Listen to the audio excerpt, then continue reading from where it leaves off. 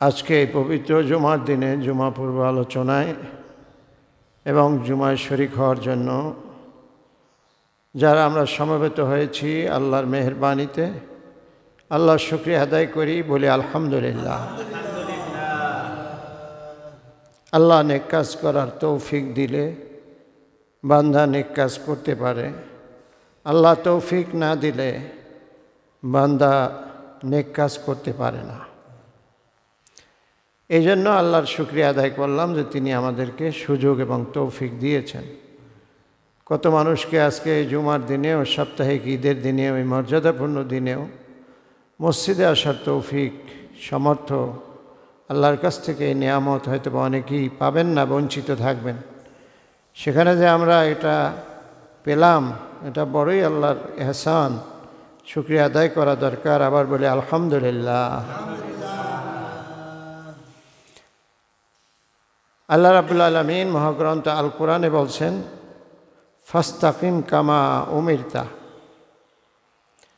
ফাস্তাকিম, তুমি মজবুত থাকো, ধরে থাকো, অবিচল থাকো, বিচলিত হয়েও না, স্লিপ খেয়েও না। মানুষ স্লিপ খেয়ে পড়ে যায় না, বৃষ্টিতে স্লিপ খায়। এই স্লিপ খাইও না, অবিচল হয়েও না, বিচলিত হয়েও না, অবিচল থাকো, মজবুত থাকো, ধরে থাকো, স্থির থাকো, ঈমান আনো। আর আমি যেভাবে বলছি, আমি যে আদেশ দিছি তার উপরে অবিচল থাকো। আমি যেভাবে আদেশ দিছি সেই আদেশের উপর তুমি অবিচল থাকো। আল্লাহ রাব্বুল আলামিন অন্য আয়াতে বলছেন, ইন্নাল্লাযীনা ক্বালু রাব্বুনাল্লাহ, যারা বলল যে আমাদের রব হচ্ছেন আল্লাহ, যারা এই ঘোষণা দিল যে আমাদের রব হলেন আল্লাহ, সুম্মাস্তাকামু, এরপরে এই কথার উপরে মজবুত থাকছে, আল্লাহরে রব এবং মালিক বলে স্বীকার করার পরে ওখান থেকে সরে আসে নাই, এই কথার উপরে মজবুত থাকছে, সুম্মাস্তাকামু, একদম মজবুত হয়ে থাকছে। তাতানাজ্জালু আলাইহিমুল মালাইকা, এই জাতীয় যারা ঈমান আনার পর এবং তার উপর মজবুত থাকে, অবিচল থাকে, আল্লাহ ঘোষণা দিচ্ছেন আল্লাহ তাদের জন্য ফেরেশতা পাঠায়। আল্লাহ তাদের জন্য ফেরেশতা পাঠায়, ফেরেশতা নিয়োগ দেয়। গুরুত্বপূর্ণ লোকজন যারা আছে তাদের জন্য বডিগার্ড নিয়োগ দেয় না, বডিগার্ড। গুরুত্বপূর্ণ প্রেসিডেন্টের জন্য বডিগার্ডের অনেক রেজিমেন্ট আছে। সে যেহেতু বেশি গুরুত্বপূর্ণ, প্রধানমন্ত্রী বেশি গুরুত্বপূর্ণ, মন্ত্রী পরিষদের সদস্যরা গুরুত্বপূর্ণ, এই জন্য তাদের জন্য বডিগার্ড আছে, বিভিন্ন রেজিমেন্ট আছে। তো যেই ব্যক্তি ঈমান আনার পর ঈমানের উপর মজবুত থাকছে, আল্লাহর কাছে তার মর্যাদা বাইরে গেছে, এখন আল্লাহ তার বডিগার্ড দেবে। কি দেবে? সাধারণ মানুষ কি বডিগার্ড পায়নি? দুই কামে মানুষ আল্লাহর কাছে অসাধারণ হয়ে যায়। দুই কাজ করলে মানুষ আল্লাহর কাছে অসাধারণ, স্পেশাল মানুষ আল্লাহর কাছে। একটা হলো ঈমান আনে। ঈমান আনা এটা হলো একটা মর্যাদার বিষয়। ঈমান এটা খুব দামি বিষয়, ঈমান খুবই দামি বিষয়। যে ঈমান আনে তার দাম বাইরে যায়। আর ঈমান আনার চেয়ে, এটা দামি বিষয়, এর চেয়ে আরও একটা দামি বিষয় আছে। আরও একটা দামি বিষয় আছে। ঈমান একটা দামি বিষয়, এর চেয়েও একটা দামি বিষয় আছে। সেটা কি? সুম্মাস্তাকামু, ঈমানের উপর মজবুত থাকে, লড়ে না। সকালে ঈমানদার, বিকালে কাফের, সকালে নামাজি, বিকালে বেনামাজি। শুক্রবার দিন নামাজি, আর 5 ওয়াক্ত নাই। তারপরে হালাল খায় 5 দিন 10 দিন, এরপর ভুলে যায়। বয়ান শুনে সুদ ছাইড়ে দিছিল, তার মানে কি ঈমান আনছে। সুদ ছাইড়ে দিছিল মানে কি ঈমান আনছে, যে আল্লাহ যা বলছে সুদ খাওয়া যাবে না, এই জন্য ছাইড়ে দিছিল। কয়দিন পর আবার ধরছে, তার মানে ঈমানের উপর ইস্তেকামত মজবুত থাকতে ওই ব্যক্তি হলো মর্যাদাবান, যে ঈমান আনে। শুধু না, ঈমানের উপর মরণ পর্যন্ত মজবুত থাকে, মরণ পর্যন্ত তার হইল সম্মান, তার হইল ইজ্জত।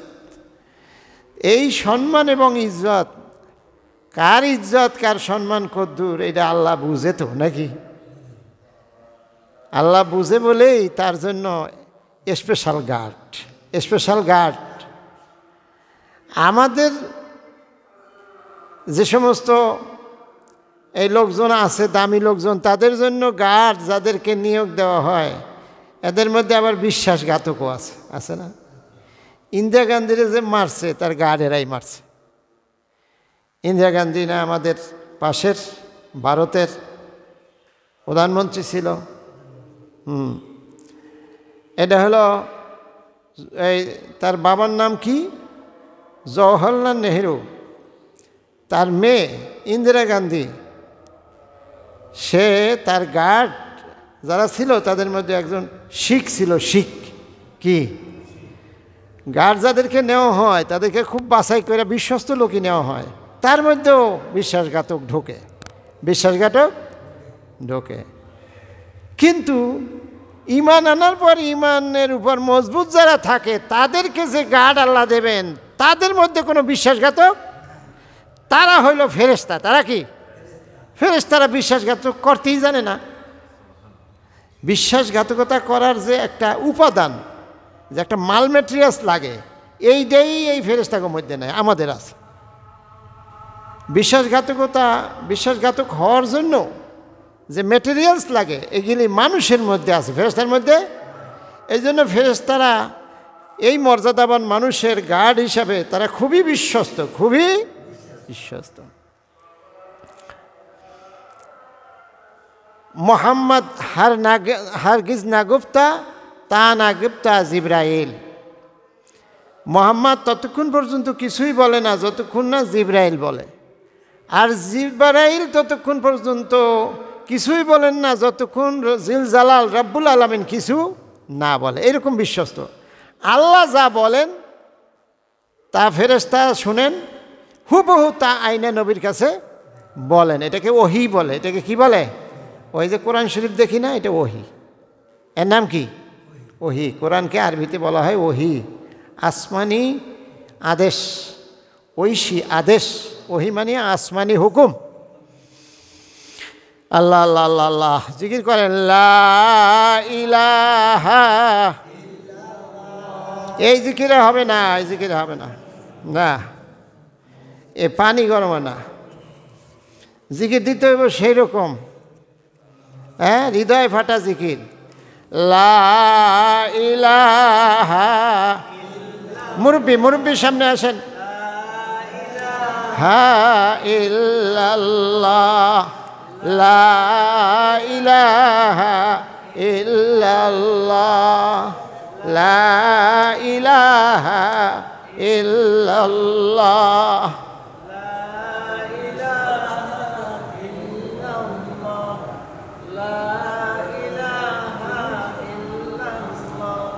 এই ধান ক্ষেত লাগাইছেন, ধান ক্ষেত,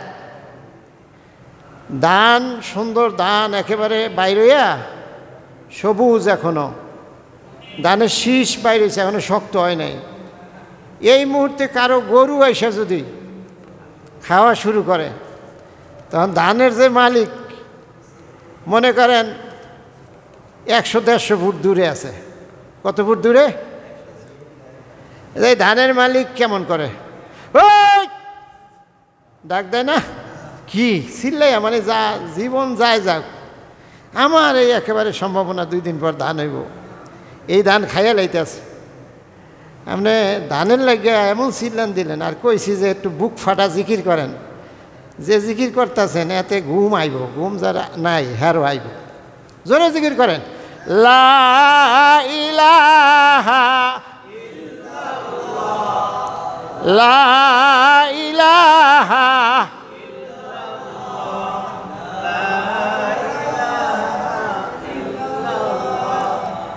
লা ইলাহা। হাট হাট ভালো হবে, হাট।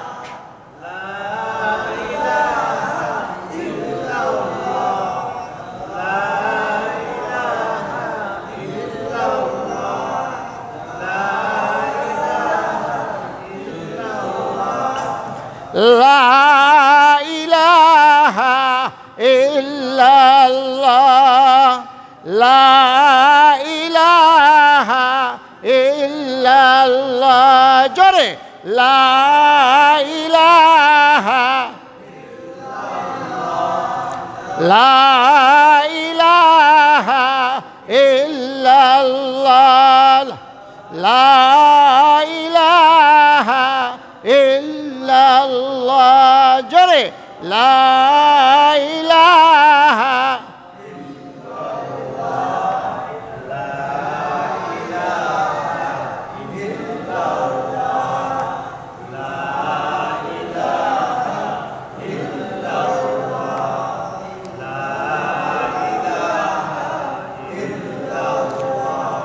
লা ইলাহা ইল্লাল্লাহ মুহাম্মাদুর রাসূলুল্লাহ। আবার বলেন আমার মতো জোরে, লা ইলাহা ইল্লাল্লাহ মুহাম্মাদুর রাসূলুল্লাহ। তাহলে আল্লাহ রাব্বুল আলামিন স্পেশাল গার্ড দেবে, স্পেশাল নজরদারির জন্য, নিরাপত্তার জন্য, হেফাজতের জন্য স্পেশাল বাহিনী নিয়োগ করবে। কাদের? ফেরেশতাদের নিয়োগ করবে। কাদের জন্য? 2 গুণ থাকলে। কয় গুণ? আরো জোরে জোরে বলেন। 1 নম্বর গুণ হইল যে বলবে আমানতু বিল্লাহ, আমি আল্লাহর উপর ঈমান আনলাম। কি আনলাম? 1 নম্বর ঈমান যে আনে। 2 নম্বর গুণ, ঈমান আনা অত কঠিন না, ঈমান আনা সহজ, কিন্তু ঈমানের উপর মজবুত থাকা কঠিন। ঈমানদারের ধৈর্য রাখা, অবিচল থাকা, হেলে না যাওয়া, ধরে রাখা ঈমান, এইটা কঠিন।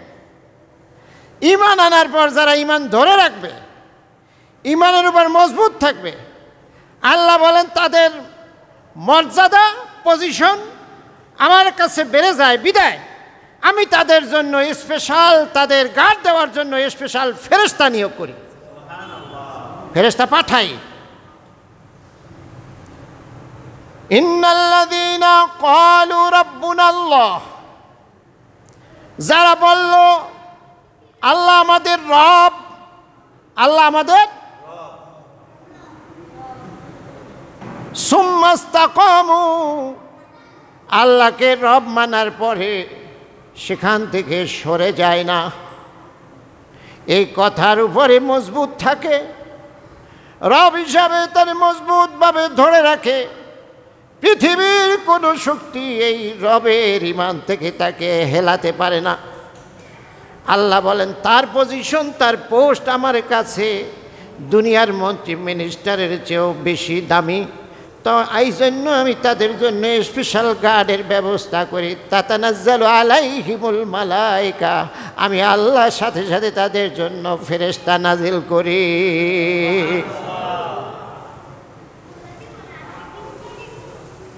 ফেরেশতা আমাদের জন্য নাজিল হয়, কিন্তু আমরা দেখি না। ফেরেশতা মানুষ দেখতে পায় না। ফেরেশতা নূরের তৈরি। কিসের তৈরি? ফেরেশতা হলো আর শয়তান ইবলিস হইল আগুনের তৈরি। কিসের? আগুনের তৈরি। আর রাগ, মানুষের যে রাগ আসে না, এই রাগটা আগুনের সাথে মিল আছে। কি আছে? মিল আছে।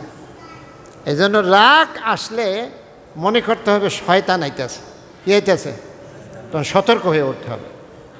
হাদিস শরীফে আছে, যাদের রাগ দেরিতে আসে তাড়াতাড়ি শেষ হয়ে যায়, এই রাগটা ভালো।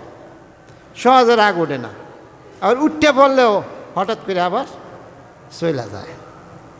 আর কতক মানুষ আছে, হ্যাঁ রাগ আগের থেকে উঠতেই থাকে, আগের থেকে উঠতে থাকে।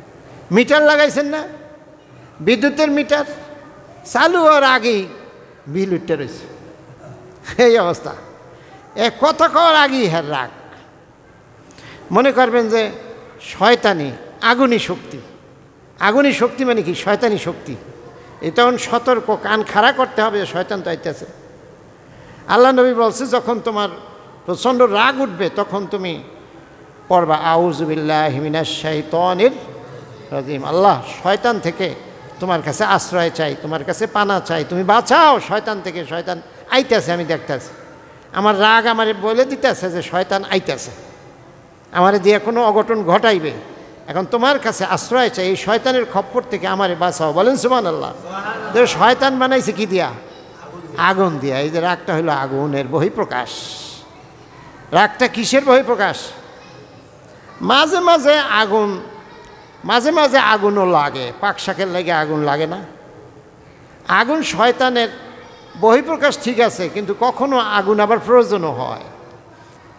আপনার সামনে একজন মানুষ অপকর্ম করে, অন্যায় করে, তখন যদি আপনার রাগ না উঠে, তাহলে এইটা আবার আর এক শয়তানি। এটা কি? আর এক শয়তানি। রাগ জায়গা মতো উঠা লাগবে, যে হেনে উঠা দরকার হেনে উঠতে হইব। হেনে যদি না উঠে তাহলে আপনার পুরুষত্ব নাই। আপনার কি নাই? পুরুষত্ব যার আছে, হ্যাঁ রাগও আছে। রাগ থাকাটা কোনো খারাপ বিষয় না। রাগ যারা দমায় না, হেরা হইল খারাপ। রাগ যারা দমাইয়া রাখে না, তারা, রাগ তো মানুষ হিসাবে থাকবে। এটা তো আল্লাহর দেওয়া, আল্লাহর দেওয়া, ভিতরে দেওয়া। এটা দিয়ে তৈরি করছে, নাহলে পরীক্ষা হইবে কি করে? রাগের সময় যে থাইমা যাইতে হইব, আল্লাহর উপর ঈমান আনছে, এ কথার অর্থ কি? রাগের সময় থাইমা যাইতে হইব, অযথা রাগ করা যাবে না। এটারই বলে আল্লাহর উপর ঈমান। এইটারে বলে আল্লাহর উপর ঈমানের উপর মজবুত থাকা। রাগ আসবে কিন্তু থাইমা যাবে, এটার উপর মজবুত থাকা। কি থাকা? তাতানাজ্জালু আলাইহিমুল মালাইকা, তাদের উপরে আল্লাহ পাক, তাদের জন্য আল্লাহ ফেরেশতা পাঠাবেন, যাদেরকে আমরা দেখতে পাই না, নূরের তৈরি, অসংখ্য অসংখ্য অগণিত। হুজুর, এত ফেরেশতা আল্লাহ পাইব কই? এই দুনিয়ার শুরুতে ধইরা কিয়ামত পর্যন্ত কত মানুষ, এদের জন্য যদি এইভাবে ফেরেশতা আল্লাহ নিয়োগ করা শুরু করে। আপনারা এখন দাড়ির মধ্যে ফেরেশতা, পোলাপান ছোট বাচ্চা করে বাঁচাবো, বিপদাবাদ থেকে বাঁচানোর জন্য ফেরেশতা, হ্যাঁ, তারপর আলহামদুলিল্লাহ বললে ফেরেশতা, তারপরে এখন আবার কইলেন যে মজবুত থাকলে, ইমানের উপর মজবুত থাকলে এর জন্য ফেরেশতা। এত ফেরেশতা আল্লাহ পাইব কি? আল্লাহর ফেরেশতার কি অভাব আছে না? ফেরেশতা কি অল্প? 1.5 লাখ পরিমাণ নিয়োগ দিছিল। এরপর কয়েক বছর পর আল্লাহ আরও 3 লাখ নিয়োগ দিছে, নাকি কয়েক হাজার চাকরি দিছে ফেরেশতা। ফেরেশতারা তো আল্লাহর কর্মচারী, কর্মকর্তা, কর্মচারী। ফেরেশতারা কার? আল্লাহর কর্মচারী আর কর্মকর্তা। এই জিবরাইল, আজরাইল, ইসরাফিল, মিকাইল আছে না, জান কবজ টবজ করে, নবীদের কাছে আল্লাহর হুকুম নিয়ে আসে, এরা হলো কর্মকর্তা, ফেরেশতাদের বস। আর নর্মাল ফেরেশতারা যারা আছে না, এই যে আমরা এখানে বসে আছি, এখানে আল্লাহ কিছু ফেরেশতা নিয়োগ দিছে, নাকি এখানে ফেরেশতা নাই? আছে, কিন্তু আমরা দেখি না। নূরের তৈরি বিধায় আমরা দেখি না। ফেরেশতা আছে যেখানে দিনই আলোচনা হয়। কেমনে বুঝলাম যে আছে? বিশ্বাস করা লাগবে যে আছে। হাদিস শরীফে আছে, যেখানে কোরআন এবং হাদিসের আলোচনা হয়, দিনই মজলিস, ওই মজলিসের চতুর্দিক দিয়ে ফেরেশতারা একেবারে আরশ পর্যন্ত ঘেরাও করে তাদের আল্লাহর কাছে দোয়া করে, আল্লাহ তাদের মাফ করে দাও। তাহলে ফেরেশতা আছে এ কথা বিশ্বাস করিনি, এইটাই ঈমান। এটা কি ঈমান? ঈমান। আর এই ঈমান আছে, এই ঈমান থাকা অবস্থায় এই ঈমান আছে, কিন্তু এটার উপর মজবুত থাকতে হইব। কেমনে? যে ফরজ নামাজের পর সুন্নাতে মুআক্কাদা পড়ার আগেই আপনি গেছেন গা, তাহলে ঈমানের উপর মজবুত নাই। ঈমান আনছেন ঠিকই, কিন্তু ফুরুত করে বাইরে যান গা মসজিদেরতে, তাহলে ঈমানের উপর কি নাই? মজবুত নাই। এই ফেরেশতার স্পেশাল গার্ড পাইতে হলে মজবুত থাকা লাগবে। মসজিদে সুন্দর সুন্দর কথা হয় না, হেদায়েত হয়েছে, এখন তো নামাজ পড়ুন নিয়মিত, এরপর 10-15 দিন পড়ছেও, এরপর আর পড়ে নাই, তাইলে ঈমান আনছে, ঈমানের উপর মজবুত, ঈমান ধরে রাখতে পারে না, এর জন্য ফেরেশতা নাজিল হবে না। চমৎকার কথা আল্লাহ বলছে, শুধু ফেরেশতা নাজিল করবে তা না, ফেরেশতা যে নাজিল করবে শুধু তাই না, আল্লাহ বলছেন আল্লাহ তাখাফু ওয়ালা তাহজানু, এই ফেরেশতারা যাইয়া বলো যে তোমরা ভয় পাইও না, তোমরা চিন্তা করো না। ওই লোকদের বলবে যারা ঈমান আনার উপরে মজবুত থাকে, ঈমানের উপর। মসজিদে আপনারা আজকে ওয়াজে আসছেন, ওয়াজ শোনার পরে ওয়াজ থেকে শুনছেন যে বেগানা নারী যারা, যাদের সাথে দেখা দেওয়া যায় না, তাদের দিকে অযথা তাকাইয়ে থাকা যাবে না। শয়তান তাহলে আপনাকে দখল করবে, আপনাকে ধোঁকা দেবে। তাদের দিকে ইচ্ছাকৃতভাবে তাকিয়ে থাকা যাবে না। তো এই কথা আপনি বিশ্বাস করছেন না, তাকাই থাকা যাবে না, আপনি তাকান বন্ধ করছেন। এই রাস্তা দিয়ে গেছেন, একজনের দিকেও খামাখা তাকান নাই, ইচ্ছা করে তাকান নাই। এখন এখান থেকে আপনার মস্তমাজি যাওয়া লাগবে অটোতে, ওই যে ওনার অটো আছে না, এই অটোতে উঠছেন। মাঝে মাঝে আমি ওনার অটোতে উঠি, উনি আমার নিয়ে যায় মস্তমাজি, কি বলেন নিয়ে যান না, আবার আনে, আবার ভাড়া নিতে চায় না, ভাড়া নেয় না, বহুত জোর করে দেওয়া লাগে। ফ্রিতে আবার মাঝে মাঝে এরকম কিছু আছে অটোওয়ালা, এটা আলেম ওলামাদেরকে খুব মহব্বত করে। যদি বেশি জোর করে দেই, কিছু আছে জোর করে দিলে তখন রাগ করে, হ্যাঁ রাগ ওঠে যে আমি এত সম্মান করি হুজুরে, কি টেয়া পয়সা বেশি হয়ে গেল না, তখন বাধ্য হইয়া আর তাদেরকে দেওয়ার অনুরোধ করি না। তাইলে এই যে গাড়িতে করে নিল, গাড়িতে পাশাপাশি এখন পাবলিক সার্ভিস, এটা হলো পাবলিক। মস্তমাজিতে যাইব নন্দীপাড়া, এখন কি আমার একলা গেলে তো আমার দিতে হইব 6 সিট 6-15 90 টাকা দিতে হইব। আমি তো এটা পারতাম না, আমার বাজেট তো হইলো 15 টাকা।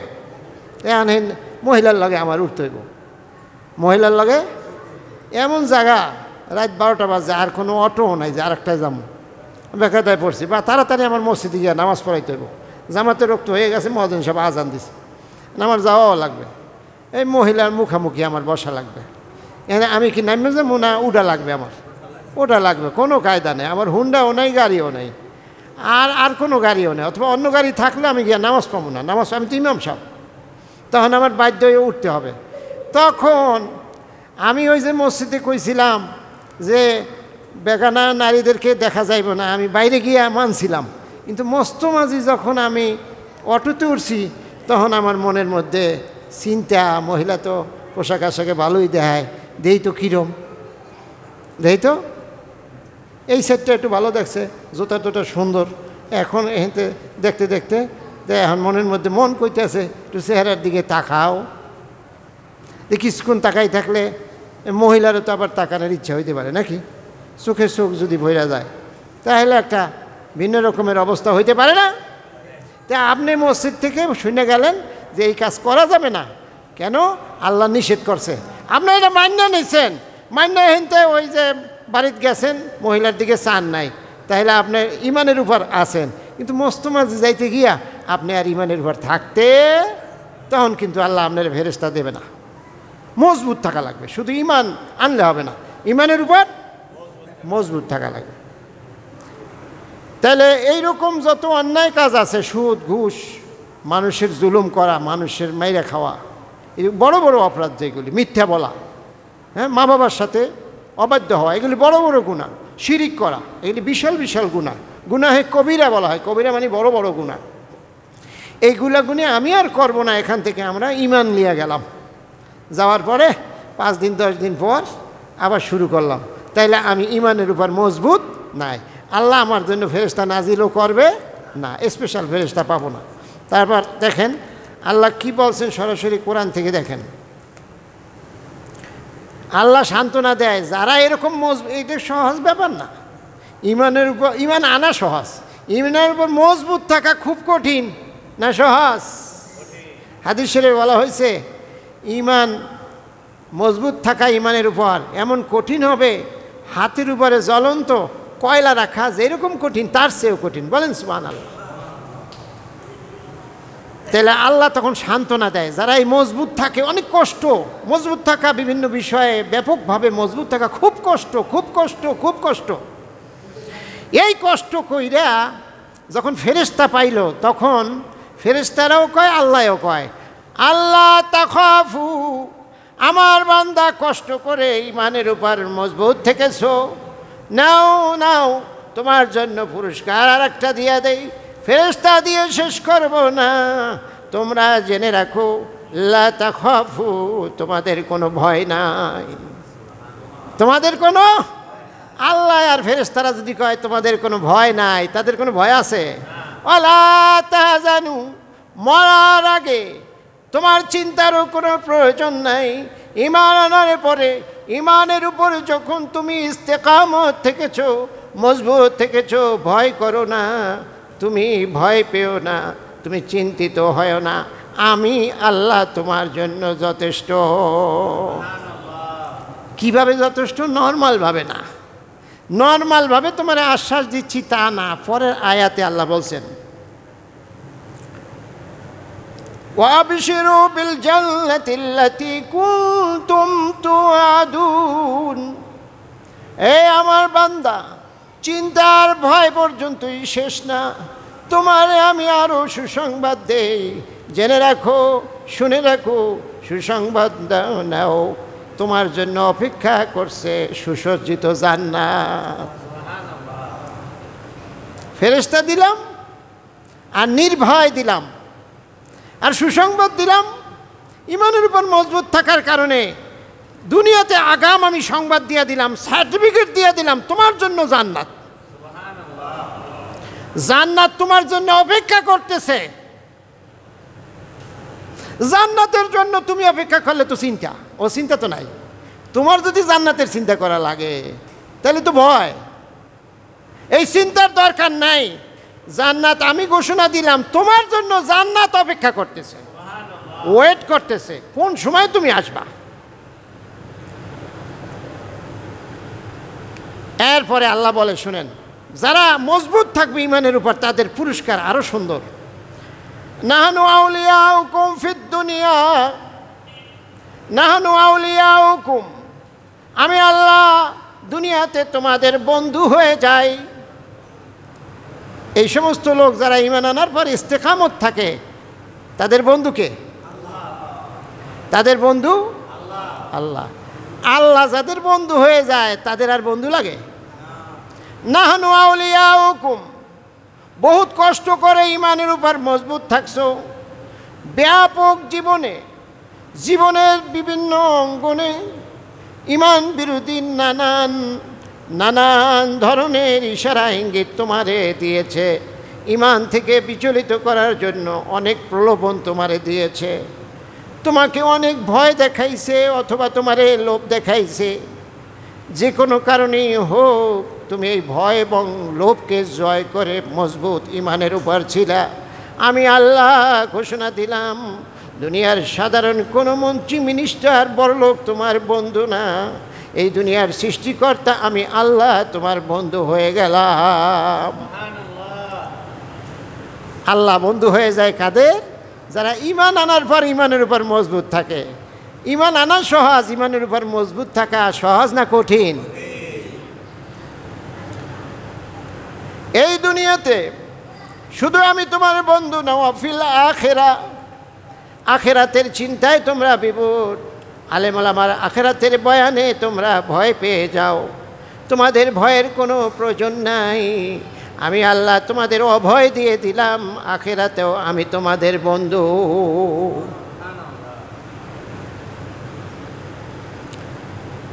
ওয়ালাকুম ফিহা মা তাশতাহি আনফুসুকুম, তোমাদের অন্তর যা চায়, তোমাদের অন্তরে যে আকাঙ্ক্ষা, তোমাদের অন্তরে যা চায় সেগুলো আমি তোমাদের জন্য জান্নাতে উপস্থিত রাখছি। অপেক্ষা করো। অন্তরটায় যা চায় দুনিয়াতে পূরণ করতে পারো নাই। অন্তর চায় সুন্দর একটা রমণী, তার দিকে তাকাই, কিন্তু আল্লাহর ভয়ে ইমানের উপর মজবুত থাকতে গিয়ে মালিকের বন্ধুত্বের আকাঙ্ক্ষায় এই নারী, এত সুন্দর চেহারা, এত সুন্দর পোশাক, লম্বা চূড়া, গঠন, তুমি যে তাকাইলা না, এই যে কষ্ট করলা, এই কষ্টের বিনিময়ে আমি তোমাকে দেব। যে তুমি আকাঙ্ক্ষা পূরণ করতে পারো নাই, আমি তোমাকে অভয় দিচ্ছি, আমি তোমাকে সুসংবাদ দিচ্ছি। ওই জান্নাতে তুমি যা দুনিয়ায় চাইছিলা, অথচ ইমানের উপর মজবুত থাকতে গিয়ে করতে পারো নাই, অন্তরের সেই চাওয়া সব জিনিস তোমার জন্য আমি রেডি রাইখা দিছি। একটু জিকির করেন, লা ইলাহা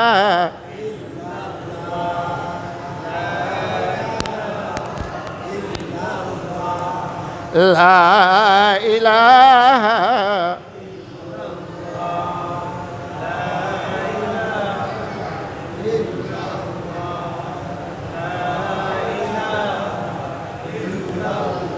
ওয়ালাকুম ফিহা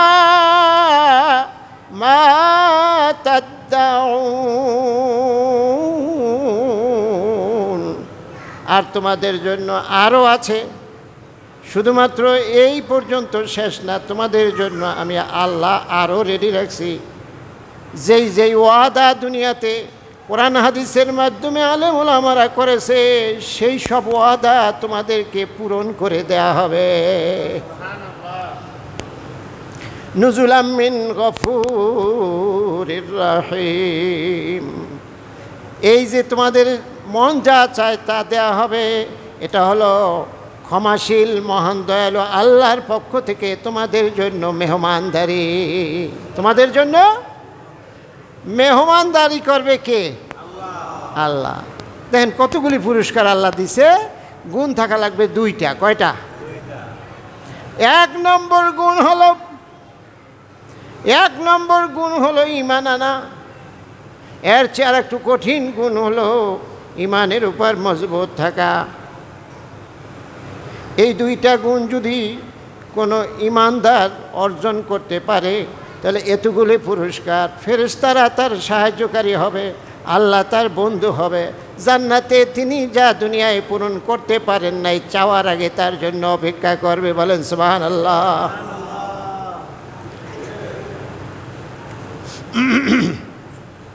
এই জন্য ঈমান আনার পর ঈমানের উপর মজবুত থাকার দোয়া আছে। আল্লাহর নবী এই দোয়া নিজেও করতেন। রব্বানা, বলেন রব্বানা লা তুজিগ কুলুবানা বা'দা ইয হাদাইতানা। রব্বানা, এই আওয়াজ আপনাকে 3-4 জনের কি সকালবেলা কি খাইছেন? রোজা। রব্বানা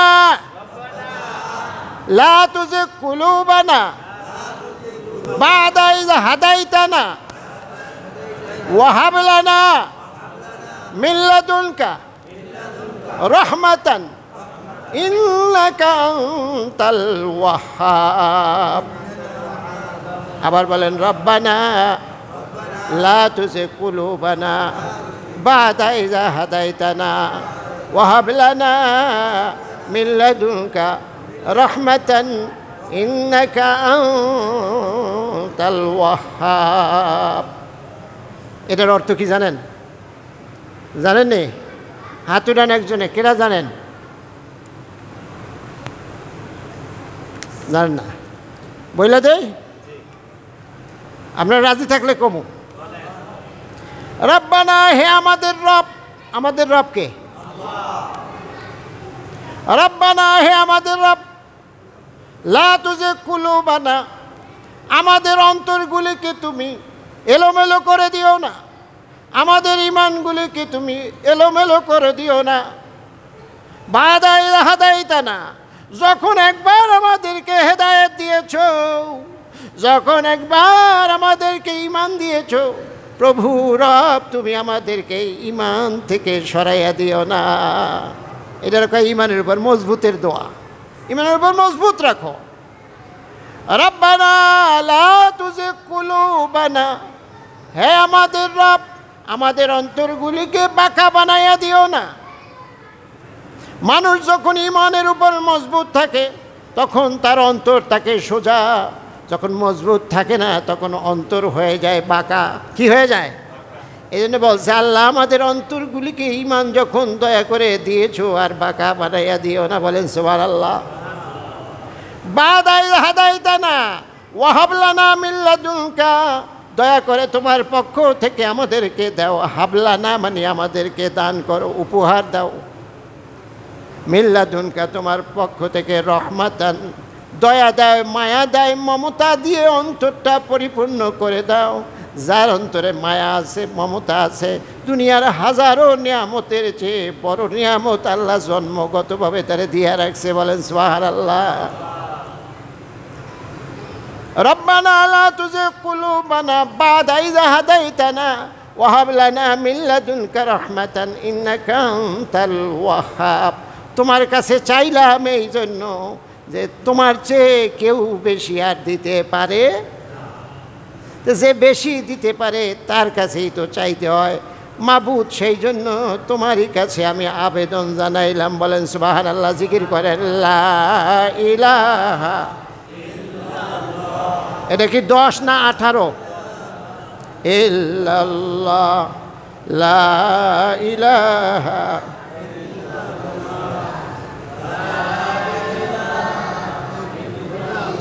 এই দোয়া মুখস্থ করতে হবে। এই দোয়া যে আল্লাহ ঈমান আনার পর আমার অন্তর আর বাঁকা করে দিও না, ঈমানের উপর মজবুত রাখো। আরও দোয়া আছে, ইয়া মুকাল্লিবাল কুলুব সাব্বিত কলবি আলা দীনিক। হে অন্তরের মালিক, হে অন্তরের পরিবর্তনের মালিক, আমার অন্তরকে সবসময় তোমার মুখী কইরা রাখো। আল্লাহ আমার অন্তরে সবসময় তোমার মুখী করে রাখো। দুনিয়ামুখী করে রেখো না, বাড়ি গাড়িমুখী করে রেখো না, স্ত্রী পুত্র পরিজনমুখী করে রাখো না। ওদেরকে আমরা লালন পালন করি, ওদের সাথে সংসার করি, ওদেরকে সঙ্গ দেই, ওদের নিয়ে চলি, জীবনযাপন করি, হলো তোমার হুকুমে দুনিয়ায় বেঁচে থাকার জন্য। ওদের দিকে আমার মন রুজু করে দিও না, আমার মন তোমার মুখী করে দাও। বলেন সুবহানাল্লাহ। ইয়া মুকাল্লিবাল কুলুব, হে কলবের মালিক, সাব্বিত কলবি আলা দীনিক, আমার কলবকে তোমার দিনের উপর মজবুত করে দাও। সুবহানাল্লাহ। এই দোয়া মুখস্থ করা লাগবে, সহজ। ইয়া মুসাররিফাল কুলুব সাররিফ কলবি আলা দীনিক, হে অন্তরের পরিবর্তনকারী, আমার অন্তরকে তোমার দিকে পরিবর্তন করে দাও। দুনিয়ার সব কিছু থেকে ফিরে তোমার দিকে পরিবর্তন করে দাও। সুন্দর না অর্থ? এই দোয়া যদি কায়মন বাক্যে মালিককে ঈমান আর মালিককে বিশ্বাস করে অন্তর দিয়ে যদি কেউ চোখের পানি ছেড়ে দিয়ে বলে, অবশ্যই তার অন্তরকে আল্লাহ সোজা করে দেবে। আর বলতে হবে ইহদিনাস সিরাতাল মুস্তাকিম, ইহদিনাস সিরাতাল মুস্তাকিম। এইটা পারেন না? আগের দুইটা না হয় পারেন না, এই দেখুন না কেন আমার লগে, যেটা পারেন সেইটা কর না কেন, একটু জোরে কন। আমি কমুনে এক বড়, আমি শুধু আঙ্গুল উঠাবো, আপনারা শুরু করবেন। সন্তুষ্ট হইতে পারলাম না। পিছনের যারা আছে হেরা মনে হয় আলহামদুলিল্লাহ এই অংশটা পারে না। আর না দোয়া আপনি পারেন না, এটা তো পারেন, এটাও তো ইমানের উপর মজবুত থাকার দোয়া, সরল সঠিক পথে থাকার দোয়া।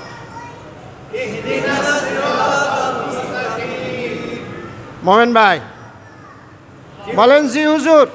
মোমেন ভাই এখন সবাই জোরে বলেন, মোমেন ভাই।